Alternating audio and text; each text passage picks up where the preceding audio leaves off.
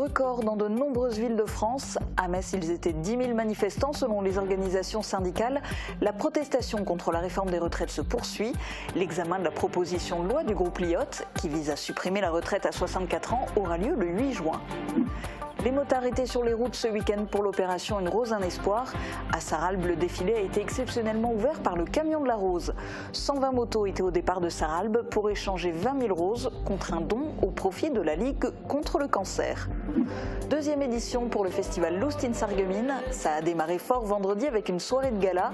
3 concerts étaient proposés à l'hôtel de ville. Les animations se poursuivent jusqu'à samedi soir. Des sorcières à foison pour une soirée monstrueusement sympathique. Le basket club de Hambar a organisé sa 11e marche de nuit des sorcières.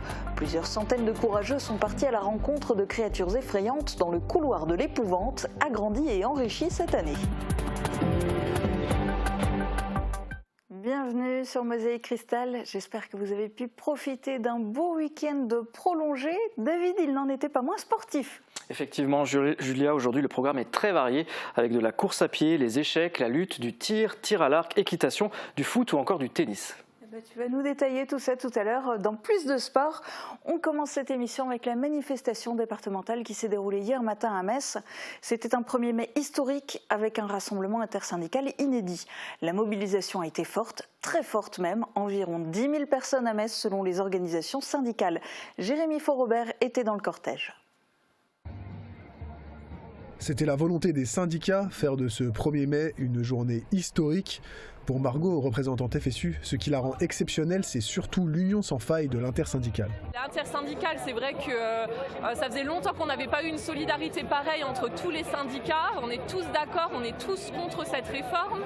Et d'habitude, nous on fait les 1er mai tous les ans. Et c'est vrai qu'il y a toujours beaucoup de monde. Et là, c'est un symbole d'autant plus important dans ce mouvement-là. C'est parce qu'on espère qu'à un moment, ils vont entendre qu'on demande le retrait, quoi. Près de 10 000 personnes ont défilé dans les rues de Metz selon les syndicats. En 2022, ils n'étaient qu'un millier. Parmi les manifestants, ils étaient nombreux à participer pour la première fois à la fête du travail. En effet, c'est la première fois que je manifeste pour le 1er mai. C'est dans le cadre de la réforme des retraites. Le fait qu'elle soit passée, le fait que le peuple ici est quand même assez peu content des autres réformes. Je pense que ça se voit assez bien. Et voilà, c'est déjà important de manifester le 1er mai, je pense, en général. Mais cette année, c'est vraiment un contexte particulier et je pense que c'est vraiment important d'être là aujourd'hui. L'intersyndicale ne compte pas s'arrêter là. Si les syndicats ont répondu favorablement à une possible rencontre avec l'exécutif, tous souhaitent poursuivre le mouvement au moins jusqu'au 8 juin et l'examen de la proposition de loi du groupe Lyotte qui vise à supprimer la retraite à 64 ans. Ce n'était pas une manifestation de motards, mais une action solidaire de grande ampleur. L'opération Une Rose, un Espoir s'est déroulée samedi et dimanche. À Sarralbe, un véhicule atypique a participé au lancement de la tournée Une Rose, un Espoir. Les motards ont défilé dans la ville, accompagnés du camion de la Rose, qui est venu de Folquemont pour la première fois à Sarralbe. Explication dans ce reportage de Thibaut Desmerlet.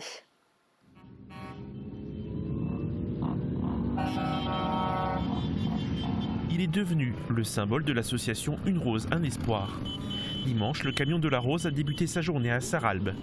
Il était accompagné de plus de 240 motards pour défiler dans la ville.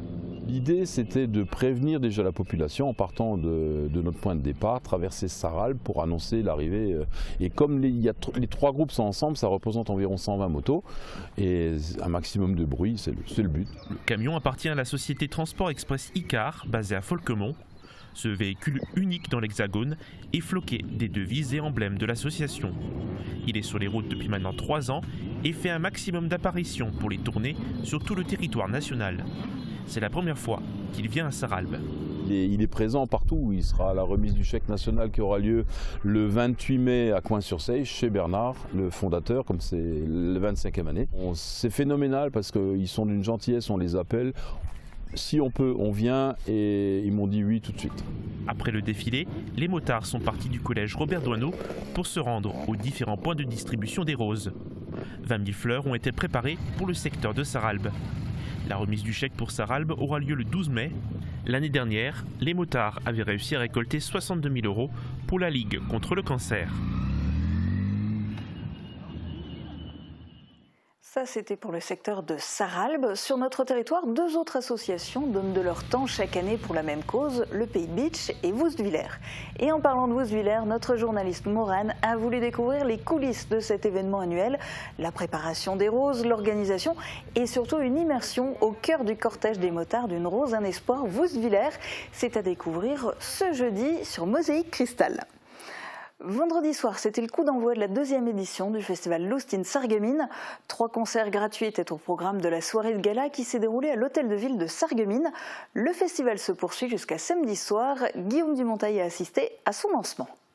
Le plus grand festival franco-allemand de Sarreguemines. Grâce à vous, grâce à vos équipes, grâce à ce festival Lost in Sarreguemines, pendant quelques jours, Sarreguemines est un peu la capitale, je dirais presque mondiale, de la culture. Sarreguemines, capitale mondiale de la culture.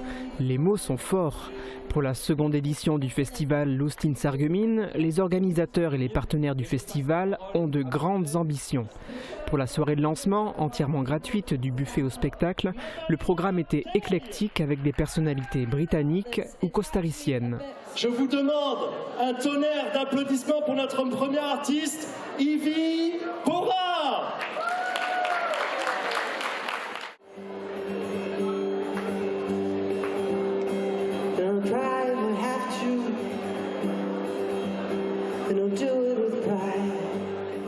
Les prochaines artistes, vous les avez peut-être rencontrés dans vos écoles, au Cora.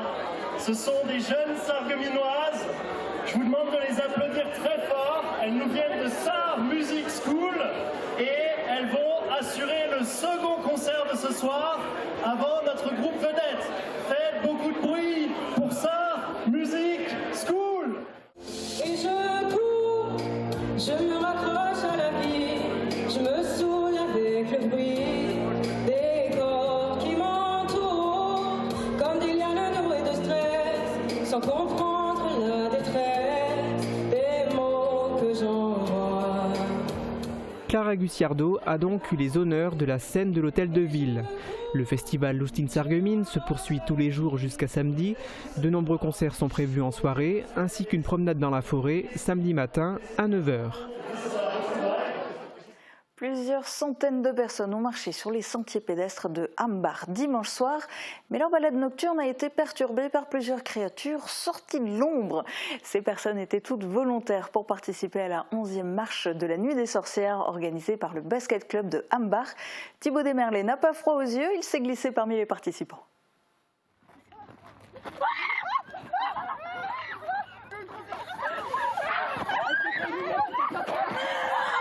Les jeunes basketteurs du Basket Club de Hambar s'en sont donnés à cœur joie pour effrayer les marcheurs. Ils ont vêtu leurs plus beaux costumes pour la 11e marche de la Nuit des Sorcières. Le Basket Club a tracé un parcours de 5 km sur les sentiers. Le public était guidé par les nombreuses torches sur le chemin. Plusieurs centaines de personnes ont formé un énorme cortège. L'événement a eu un grand succès l'année dernière. Le Basket Club de Hambar prend toujours plaisir à l'organiser.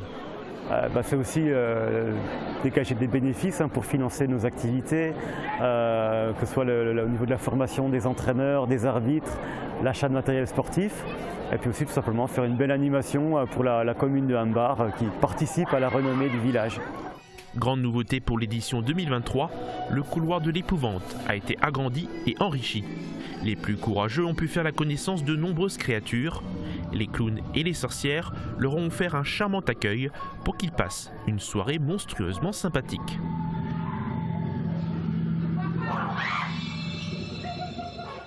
Et rendez-vous l'année prochaine pour la 12e édition. Pour le moment, c'est l'heure de plus de sport. David prend les rênes juste après les prévisions de Météo France pour demain. Qu'il vente, pleuve, fasse froid ou chaud, une maison isolée par Moder Habitat reste agréable et saine au fil des saisons. Retrouvez votre programme avec le Crédit Mutuel, partenaire des grands événements de votre région. Une banque qui appartient à ses clients, ça change tout.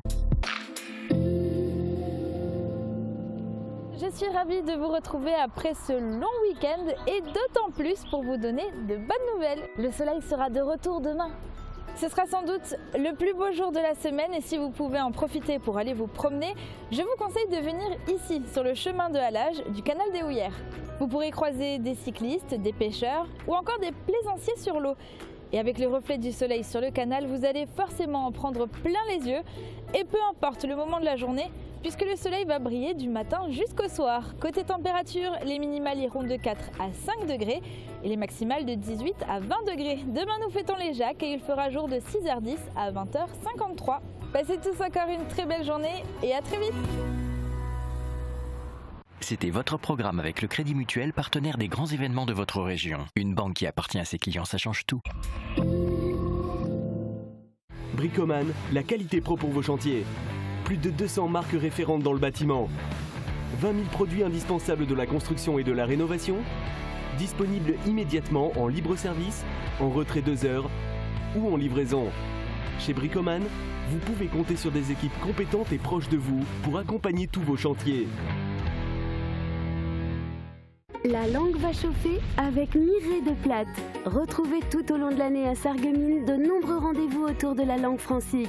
Spectacles, conférences, dégustations, expositions et bien d'autres surprises sur la thématique de la cuisine. Le Plate à Sarreguemines se vit au quotidien. Programme complet sur sarreguemines.fr/plate. C'est l'heure des gros volumes chez Cora Sarreguemines. Rendez-vous sous notre chapiteau pour profiter de toutes les bonnes affaires à petit prix. Et jusqu'au 13 mai, faites-vous un jardin haut en couleurs avec notre semaine spéciale jardin de printemps. Toutes les plus belles fleurs vous attendent. Cora, l'hyper proximité.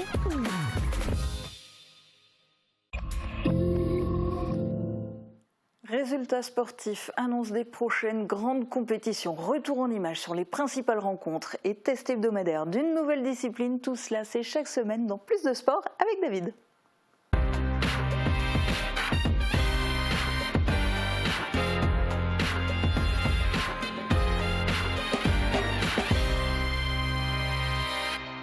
À peine de retour sur la piste et déjà champion, accompagné de son guide Mathieu Leroux, Michel Munch a terminé premier aux 5000 mètres du meeting international de Talence en Gironde. C'était ce samedi. Une première place, mais aussi un nouveau record personnel pour notre champion local sur cette distance. L'année dernière, le duo avait réalisé un temps de 16 minutes et 47 secondes à l'Open de Paris handisport. Cette fois, leur chrono est de 16 minutes et 44 secondes. C'est non seulement un nouveau record personnel pour Michel Munch, mais aussi un nouveau record de France dans sa catégorie. Prochain rendez-vous pour le sportif de haut niveau dans une dizaine de jours, le 13 mai, au meeting international de Maison Alfort en région parisienne. L'objectif de Michel Munch est toujours le même, se qualifier pour les mondiaux de Paris cet été. Et bravo à lui, on continuera évidemment de suivre ses performances dans Plus de Sport. Je sais que tu scrutes à chaque fois, tu surveilles, tu nous donnes les infos. La semaine dernière, c'était aussi synonyme de compétition dans un autre registre pour Aloïs Bergma. Oui, Aloïs qui fait partie du cercle d'échecs de Sarreguemines. À 9 ans, il est déjà vice-champion de Lorraine de sa catégorie et a participé au championnat de France jeune d'échecs. C'était la semaine dernière à Agen. Il était accompagné d'une autre joueuse du club, Maya Denizan, qui ne s'est pas qualifiée mais a participé à l'Open ouvert à tous les jeunes. Au final, pas de podium pour les Sarregueminois. Aloïs et Maya terminent dans le dernier quart du classement général de leur catégorie. Aloïs totalise 2,5 points sur 9 et Maya 2 points. Un moment difficile pour Aloïs qui avait du mal à gérer la pression et le stress. À 9 ans, on le comprend tout à fait, c'est déjà difficile pour les adultes. Quel que soit le résultat, ça reste une expérience acquise. Courage Aloïs, on est de tout cœur avec toi. Oui, et puis ça ira sans doute beaucoup mieux la prochaine fois. Autre championnat de France dans une autre discipline, c'était pour l'AS Sarreguemines Lutte. Oui, pour les jeunes U15, U17 et U20, c'était ce week-end à Serra.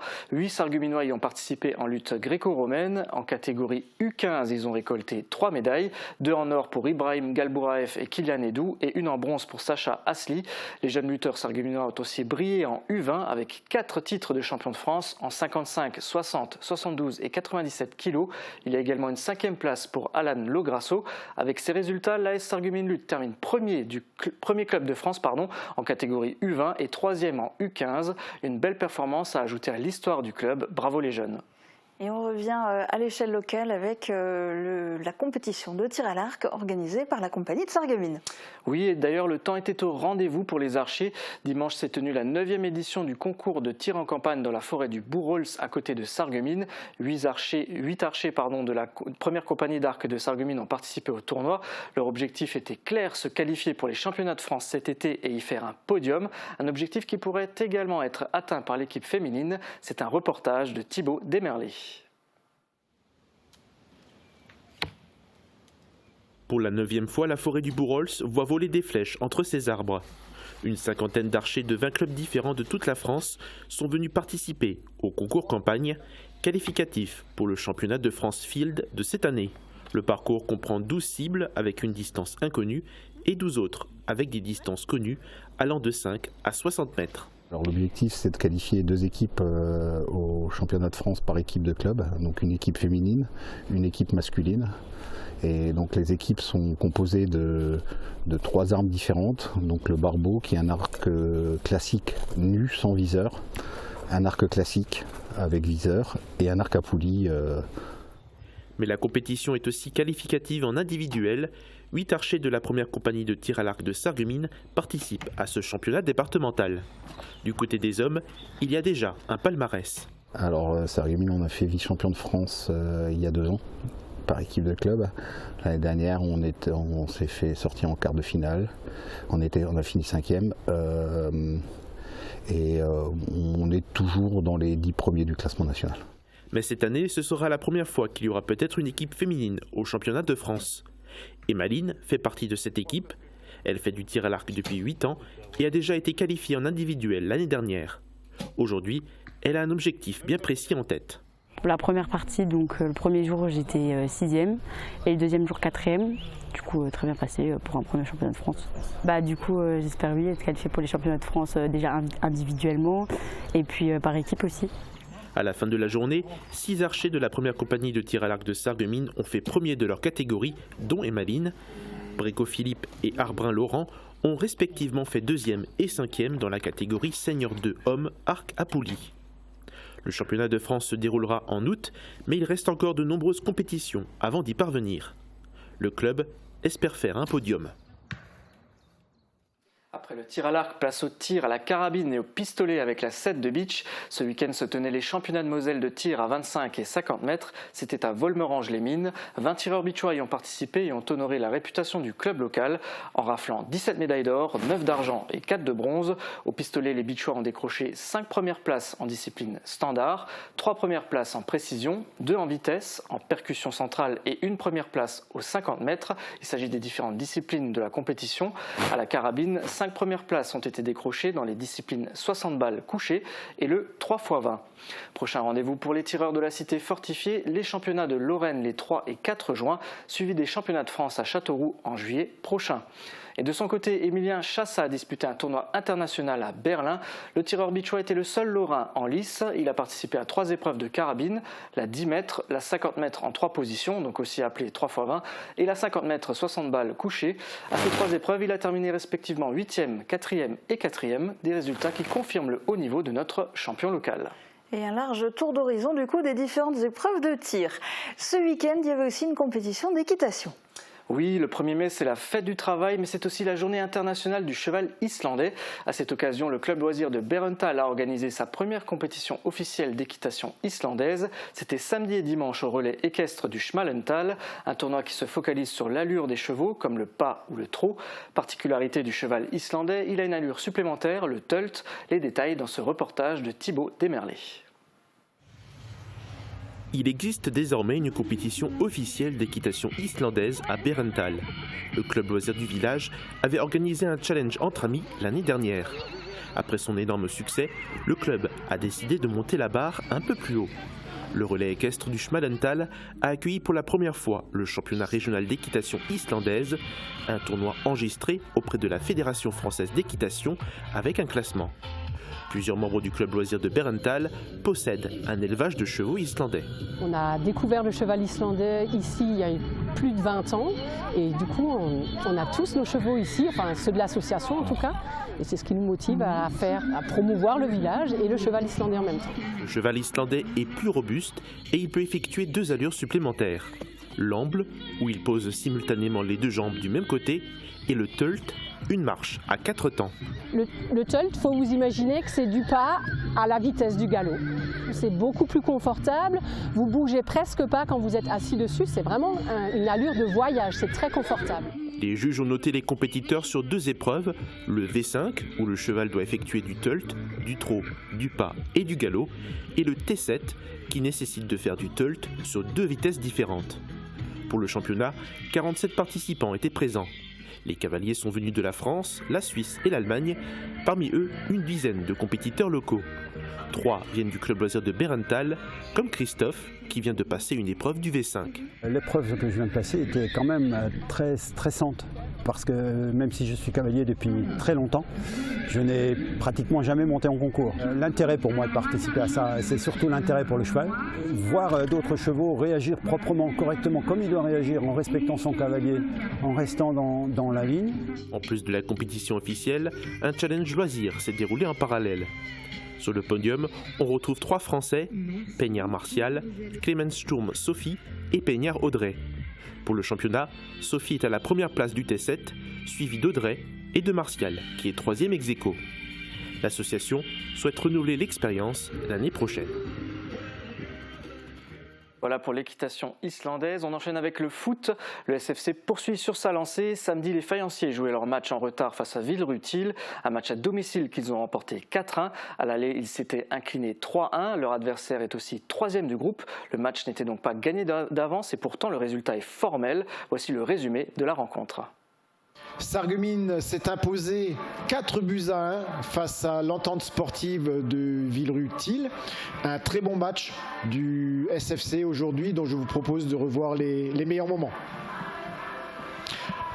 Ça avait démarré par une première frappe des joueurs de Villerue que l'on voit ici.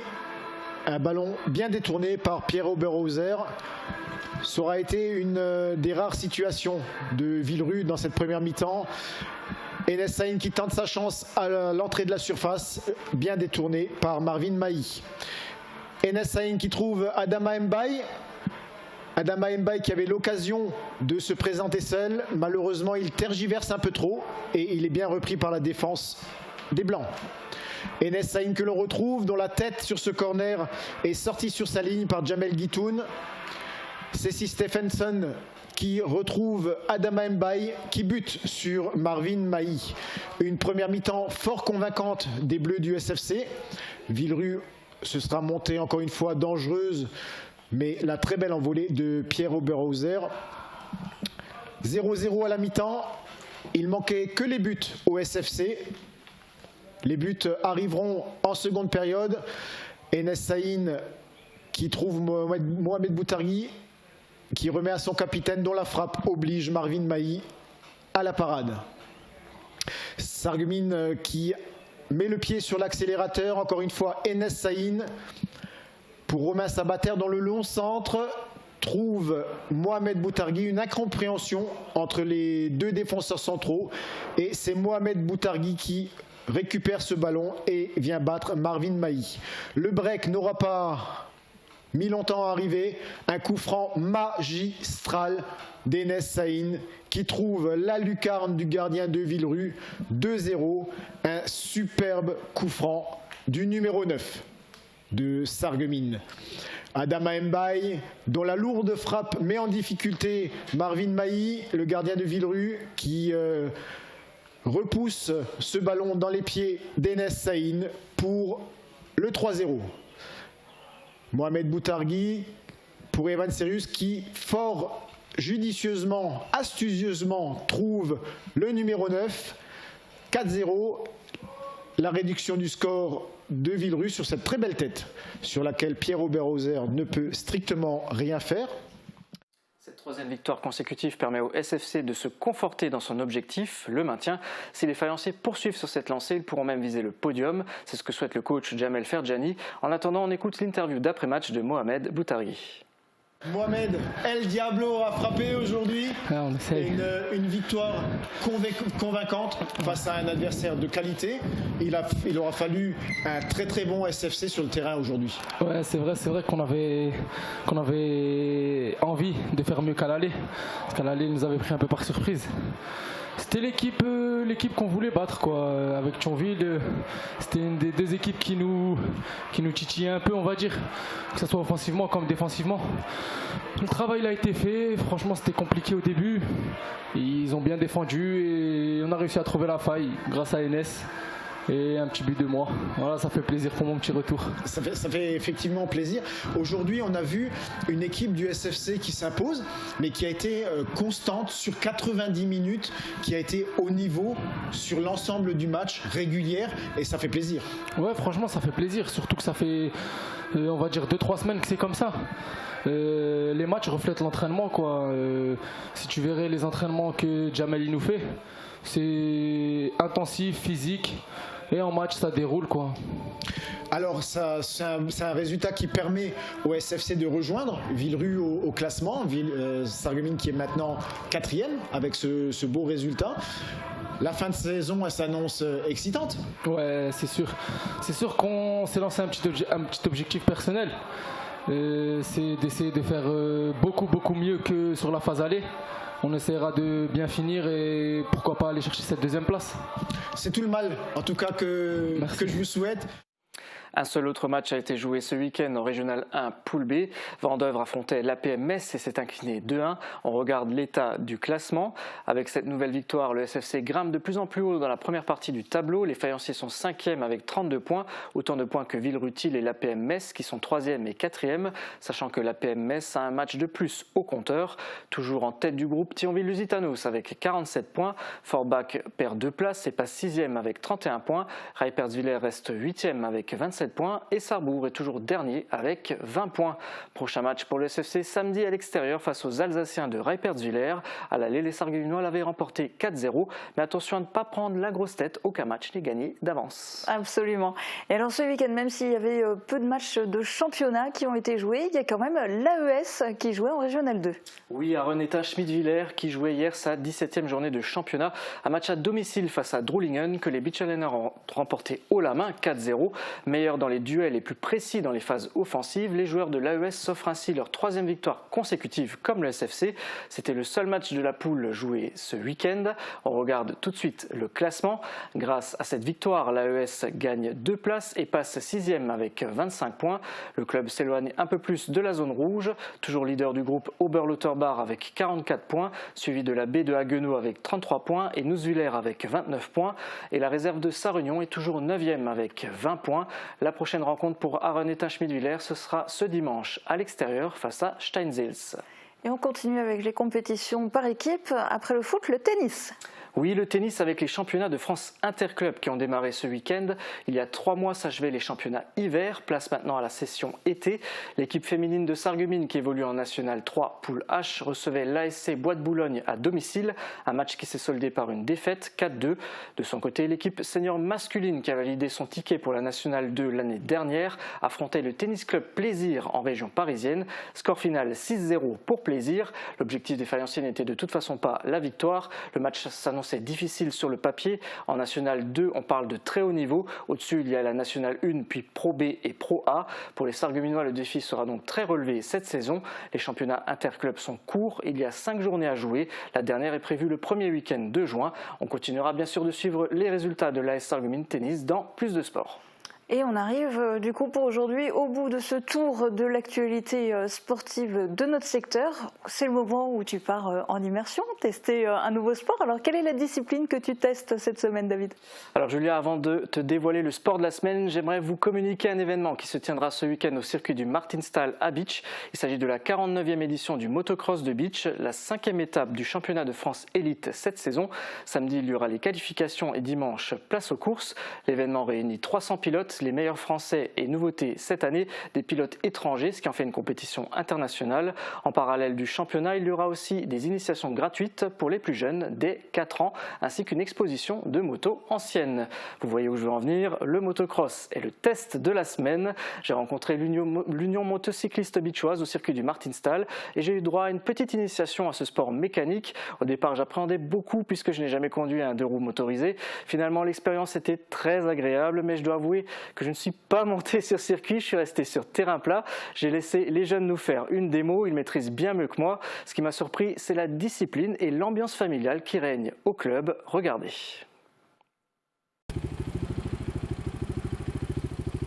Les pilotes bichois n'ont qu'à bien se tenir.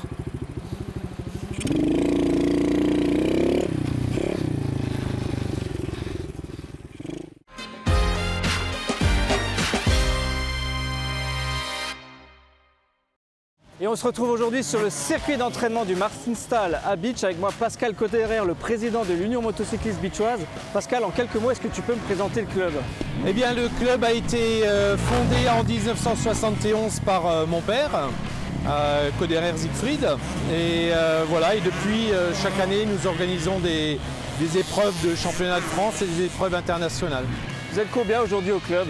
Bien, nous sommes plus de 200 bénévoles, plus de 200 pilotes qui sont licenciés à l'Union motocycliste bichoise. Et il y a des jeunes aussi là-dedans, ça représente quelle part? Eh bien, il y a plus de 80 jeunes qui ont moins de 18 ans. Et parmi ces jeunes-là, il y a 18 filles qui sont compétitrices ou qui font du loisir en moto. Donc, comme quoi le motocross, c'est pas que réservé aux garçons. Et pour finir, dis-moi, on sait que le club de Bitche est réputé pour former des champions. Est-ce que tu peux me citer quelques titres marquants? Eh bien, nous avons Romain Fèvre qui est champion du monde en 2015 et plusieurs fois champion du monde par équipe. Par ailleurs aussi Xavier Bock, 6 fois champion de France et aussi parmi les 5 premiers du championnat du monde. Donc un niveau très élevé parmi ces 200 pilotes. Écoute, moi je vais découvrir un petit peu l'activité aujourd'hui. Qui est-ce qu'il faut que j'aille voir? Eh bien, pour découvrir l'activité, il faut voir un moniteur diplômé d'État. Aujourd'hui, ça sera Ludovic Macler qui nous vient du voisinage. On y va? On y va.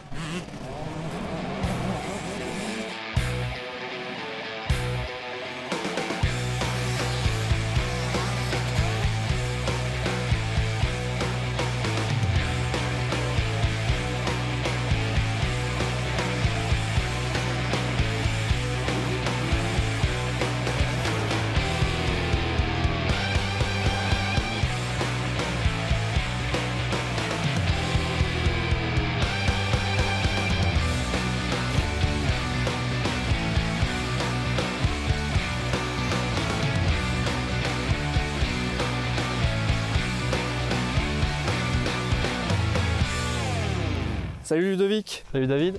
Pascal m'a dit de venir te voir pour apprendre un petit peu le motocross. Mais dis-moi, on m'a aussi dit d'abord de m'équiper. Alors est-ce que tu peux me citer un peu tous les accessoires qu'il faut pour faire du motocross? Alors pour faire du motocross en initiation, parce que c'est ta première journée, ce qui va être obligatoire, on va partir de la tête aux pieds, donc le casque, une veste à manches longues ou un pull à manches longues, des coudières, des gants, un pantalon qui va jusqu'en bas, des genouillères, puis des chaussures hautes.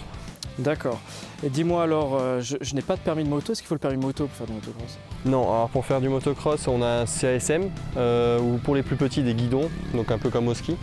Et à partir de 12 ans, on peut passer son CASM et puis s'acheter une licence. Et puis on peut aller sur les circuits de motocross. D'accord. Alors moi, j'ai jamais fait de 2 roues à part du vélo. Dis-moi, par quoi on va commencer? Pour commencer, on va apprendre à gérer la poignée d'accélérateur. Et on va vérifier ça avec le moteur éteint et si tu sais gérer tout ça, on mettra la moto électrique sur on. Ok, on y va? Voilà.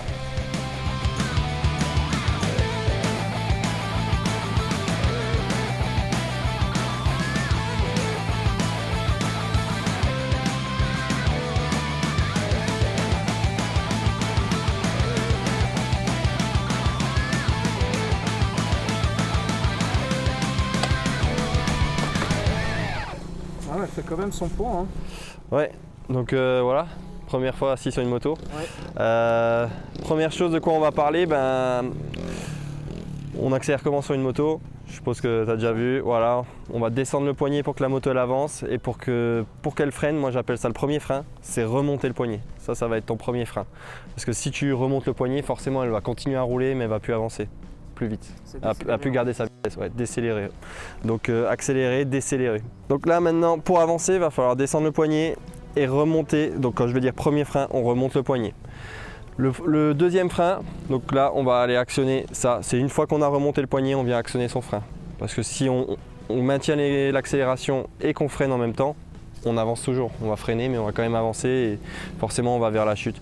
Tu vas te concentrer, c'est regarder juste tout le temps vers moi et m'écouter. Donc là, en plus avec le moteur électrique, ben, tu m'entends bien. Donc là pour avancer, descends tout doucement ton poignet, tu vas sentir qu'elle avance vers moi, hop, on remonte le poignet, premier frein. Voilà, très bien. Voilà. Là, il faut toujours, comme t'as pas super pied, bah, tu vois, te mettre sur un pied, t'as plus l'équilibre. Donc quand tu vois que tu perds l'équilibre, bascule-toi tout de suite d'un côté.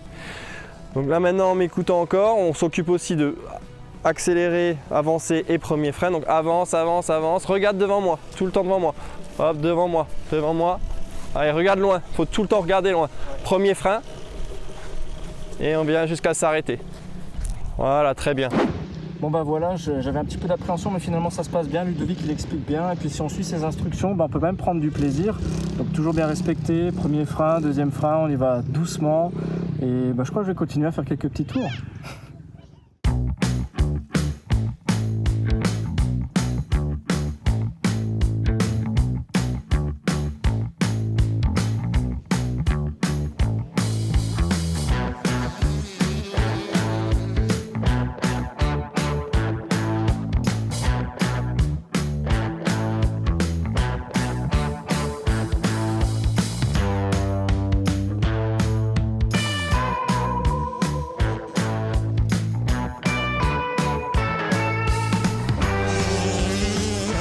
Bon, vu que tu te sens super bien sur la moto et que tu conduis bien ta moto, maintenant premier exercice.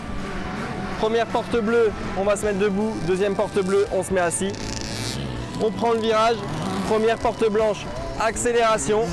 Et deuxième porte blanche, on va relâcher l'accélération. On va remonter le poignet. Ok ?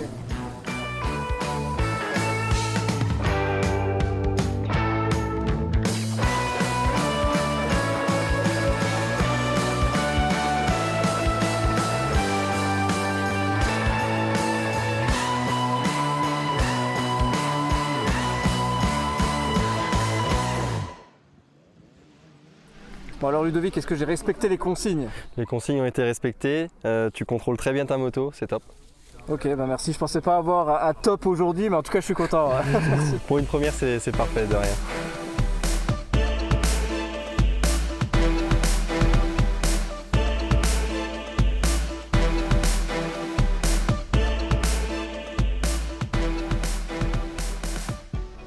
Je suis avec Alicia. Alicia, tu as 13 ans, tu es membre du club ici à l'UMB. Dis-moi, quand est-ce que tu as commencé le motocross? J'ai commencé quand j'avais 7 ans, il y a 7 ans du coup. Et j'ai commencé en voyant mon grand frère qui lui faisait déjà de la moto. Et j'ai commencé à m'intéresser, j'ai essayé, après depuis j'ai pu arrêter. Et justement, dis-moi, qu'est-ce qui te plaît dans ce sport? Comment ça se fait que tu as pu arrêter? Qu'est-ce que tu trouves? Je sais pas, il y a l'adrénaline, enfin il y a tout en fait. T'as de bonnes sensations ouais, sur la moto? Ça. Et je vois aussi qu'autour du circuit, il y a beaucoup de parents qui viennent. Est-ce que c'est une spécificité du motocross que les proches sont toujours présents? Oui, il y a souvent les parents qui viennent, les frères et sœurs, enfin la famille proche quoi. Et moi par exemple là, il y a mon grand frère et ma petite sœur. D'accord. Est-ce que tu fais de la compétition? Non, pas encore. Et est-ce que tu y aspires? Tu veux en faire un peu? Ouais. Ok. Bah écoute, je te remercie en tout cas et puis je te laisse continuer. Merci. Et voilà une très belle expérience aujourd'hui au motocross de beach, un sport d'adrénaline, de passion et complet sur le plan physique. Si ça vous intéresse, les séances, c'est une fois par mois au circuit du Martinstal. Merci encore de nous avoir suivis. Et pour l'Union motocycliste beachoise,